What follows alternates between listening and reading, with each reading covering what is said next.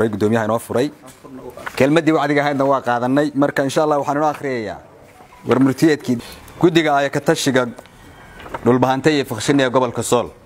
ujeedada warmurtiyeed waxa shir iskugu yimid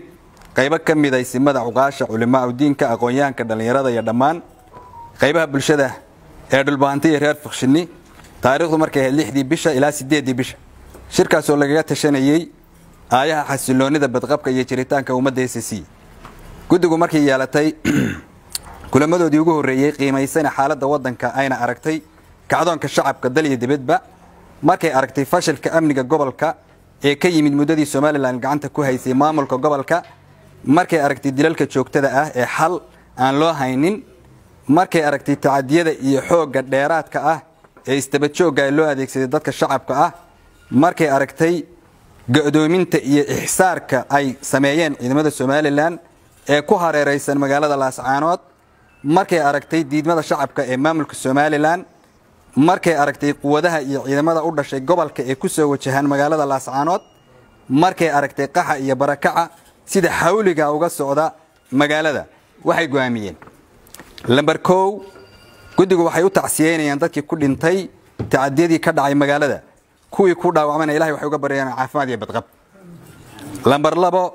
waxay gudigu cadeynaysaa in wixii khasaare ka dhacay magaalada naf iyo maalba uu mas'uul ka yahay maamulka Soomaaliland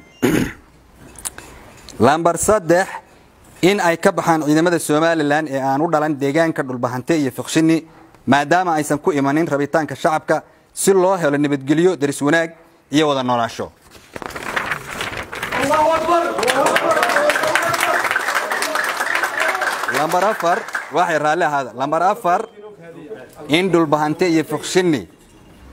loo madax banaaneeyo taladooda lagana joojiyo faragelinta lagu hayo lambar 5 in amniga iyo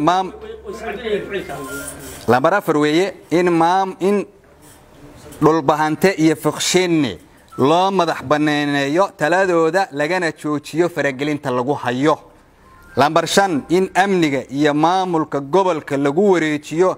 ciidamada iyo mas'uuliyiinta dhulbahantay iyo reer faqshini si ku meel gaara lambar 6 inay shir isugu yimaadaan isimada uqaasha culimada siyaasiyiinta aqoonyahanka ganacsatada qurba joogta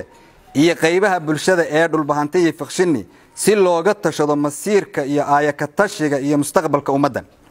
lambar 7 inay ciidamada banaanka jooga ee dhulbahantay ku sugnaadaan goobahooda kana war sugaan talada dhulbahantay iyo reer faqshini wax galalaasana aysan geysanin lambar 8 in magaalada laga ilaaliyo dagaal ka dhaca loona turo dadka shacabka iyo bulshada ku nool lambar 9 in dadka shacabka ay isdejiyaan qaxana joojiyaan kana war sugaan shirweynaha dhulbahantay iyo faqshini lambar 10 in shacabku ilaaliyaan hantida ummadda mid guud iyo mid gaarba dhamaanteed lambar 11 gudigu waxay ka digayaan cid kasta oo faragelin iyo xagaldaacin ku haysa talada dhulbahantay iyo faqshini lambar 12 gudigu waxay u mahad celinayaan Garajaama Garaad Ismaaciil oo qabanqaabiyay